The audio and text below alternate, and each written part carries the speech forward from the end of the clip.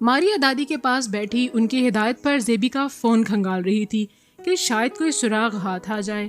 ماریا کو اس دوست کے بارے میں زیبی نے صرف ایک بار سرسری سا بتایا تھا، پر فون کے ریکارڈ کے مطابق زیبی اس دوست کے ساتھ توقع سے زیادہ رابطے میں تھی اور چند دن پہلے تک مسلسل رابطے میں تھی، اور یہ ایک تشویشناک انکشاف تھا۔ ماریا نے چپکے سے یہ صورتحال دادی کو بتائی۔ دادی چونکیں اور بولی، میں نے زیبی کے ساتھ کبھی کوئی زبردستی نہیں کی، وہ مجھے کچھ بتاتی تو صحیح۔ ماریا، یہ فون اپنے ساتھ لے جاؤ اور اسے ہر وقت آن رکھو، کچھ بھی نیا ہو تو مجھے بتانا۔ مجھے یہ فون چلانا نہیں آتا اور یہاں کے لوگوں پر مجھے اس حوالے سے اعتبار نہیں۔ ماریا نے اس بات میں سر ہلایا اور فون رکھ لیا، اگرچہ فون پر مکمل خاموشی تھی۔ زہرا خاتون اپنے ایک وفادار ملازم سے بات کرتے ہوئے تشویش کا اظہار کرتے ہوئے بولی، رفیع زمان، یہ کیا چکر ہے لڑکی کا؟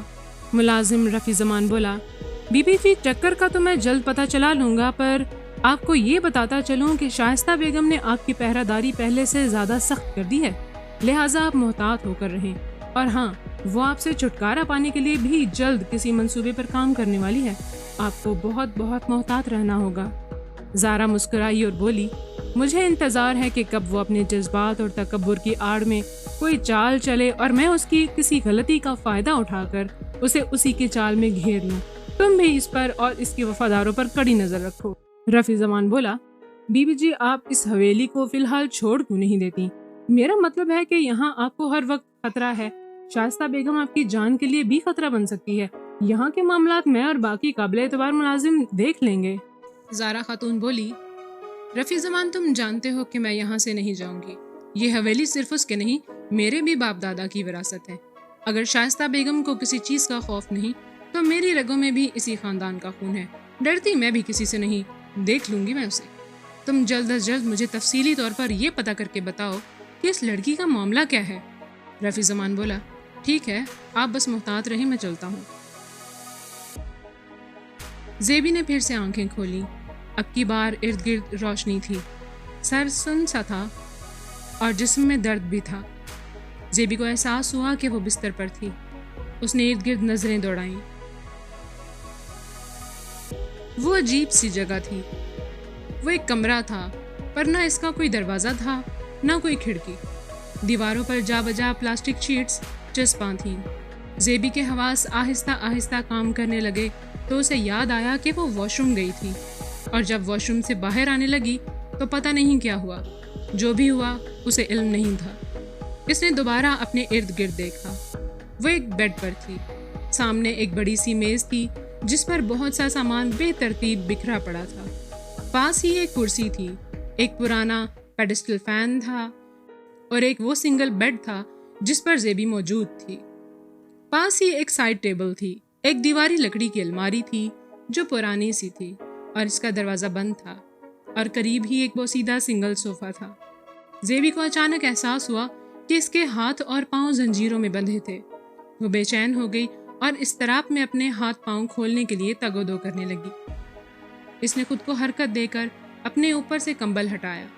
اس کے پاؤں جس زنجیر سے بندھے تھے وہ خاصی لمبی تھی، ایک سرا اس کے پاؤں سے اور دوسرا سرا پلنگ کے پائے سے بندھا تھا، البتہ دونوں ہاتھ آپس میں جس زنجیر سے بندھے تھے وہ دونوں ہاتھوں کے درمیان مختصر لمبائی کی حامل تھی۔ زیبی نے اچانک نوٹس کیا کہ اس کا لہنگا غائب تھا، البتہ چوڑی دار پاجامہ موجود تھا۔ اس نے ارد گرد نظر دوڑائی تو لہنگا اسے بیڈ ہی کے پاس فرش پر گرا ہوا دکھائی دیا۔ اس منظر نے اس کی ہوائیاں اڑا دیں۔ زیبی چلائی، کوئی ہے؟ کوئی ہے؟ عین اسی لمحے دیواروں کی ان شیٹس کے باعث دیواروں کے بیچوں بیچ ایک پوشیدہ دروازہ ظاہر ہوا اور اسے دوسری جانب سے کھولنے والا اندر داخل ہوا۔ اس نے اندر داخل ہوتے ہی دروازہ بند کر دیا۔ دروازہ بند ہوتے ہی دیواروں میں یوں ضم ہو گیا کہ اگر کسی کو علم نہ ہو تو وہ جان نہیں سکتا تھا کہ وہاں کوئی دروازہ موجود بھی تھا۔ زیبی کی نظریں اندر آنے والے اس شخص کے چہرے پر ٹک گئیں۔ وہ کوئی کمسن لڑکا نہیں تھا، چہرے پر روب اور سنجیدگی تھی، داڑھی بڑھی ہوئی تھی اور بے ترتیب تھی، بنا کسی تراش خراش کے پر جچ رہی تھی۔ سر کے بال تھوڑے بڑے تھے، ربر بینڈ کی چھوٹی سی پونی بنا رکھی تھی اس نے۔ ایک جاذب نظر مضبوط جسامت کا مالک انسان تھا وہ۔ زیبی خاصی خوفزدہ تھی۔ وہ شخص زیبی کی طرف متوجہ نہیں ہوا، بلکہ تھوڑا لنگڑاتا ہوا آ کر میز کے قریب والی کرسی پر دوسری طرف منہ کر کے یوں بیٹھ گیا جیسے اسے زیبی کا علم ہی نہ ہو۔ زیبی اس اجنبی شخص کو بالکل نہیں جانتی تھی، پر وہ اس سے بہت سہمی ہوئی تھی۔ زیبی نے گھبرائی ہوئی آواز میں اس 6 فٹ کے قریب قد کے شخص کو مخاطب کیا اور بولی کہ کون ہو تم؟ مجھے یہاں کیوں لائے ہو؟ اس شخص نے کوئی جواب نہیں دیا۔ وہ میز پر کسی چیز کے پرزے پھیلائے بیٹھا تھا اور انہی میں محو تھا۔ زیبی پھر سے بولی، کون ہو تم؟ مجھے یہاں کیوں لائے ہو؟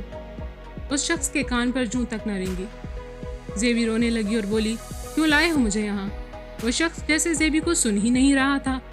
زیبی بآواز بلند چیخی اور بولی، مجھے کھولو، مجھے جانا ہے۔ وہ شخص اپنی جگہ سے اٹھا، پر زیبی کی وجہ سے نہیں بلکہ اپنے کام سے۔ وہ اسی دروازے سے یوں باہر چلا گیا جیسے اسے زیبی کا علم تک نہیں تھا اور نہ ہی اسے کچھ سنائی دیا تھا۔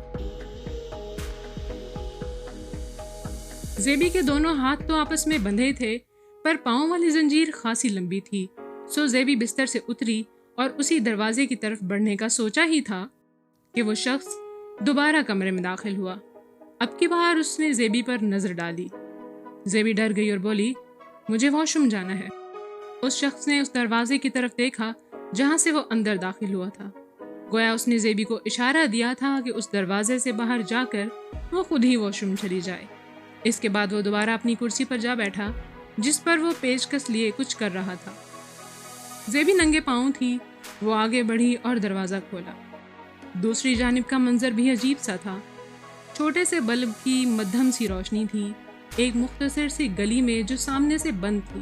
دیواروں پر اسی طرح کی شیٹس چسپاں تھیں جن سے بالکل اندازہ نہیں ہو پا رہا تھا کہ ان میں کوئی دروازہ بھی تھا یا نہیں۔ البتہ دیوار پر ایک جگہ واش روم لکھا تھا۔ زیبی آگے بڑھی اور غور کیا تو اسے واش روم کے دروازے کا اندازہ ہو گیا، سو وہ اسے کھول کر اندر داخل ہو گئی۔ وہاں بھی پرانا سا واش روم تھا، چھوٹا سا تھا، پر اس میں ضرورت کی تمام چیزیں موجود تھیں اور تھا بھی صاف ستھرا۔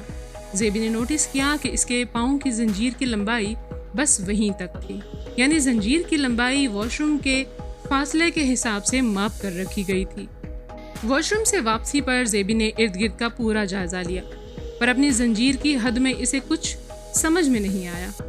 اس کی نظر سامنے پڑی جہاں شاید اس کی واپسی کی رہنمائی کے لیے لکھا گیا تھا، کمرے کا دروازہ۔ زیبی واپس اسی دروازے سے اسی کمرے میں لوٹ آئی۔ وہ شخص اپنے اوزاروں کے ساتھ اپنے کام میں محو تھا، ایسے جیسے اسے پتہ بھی نہ ہو کہ زیبی واپس آ چکی تھی۔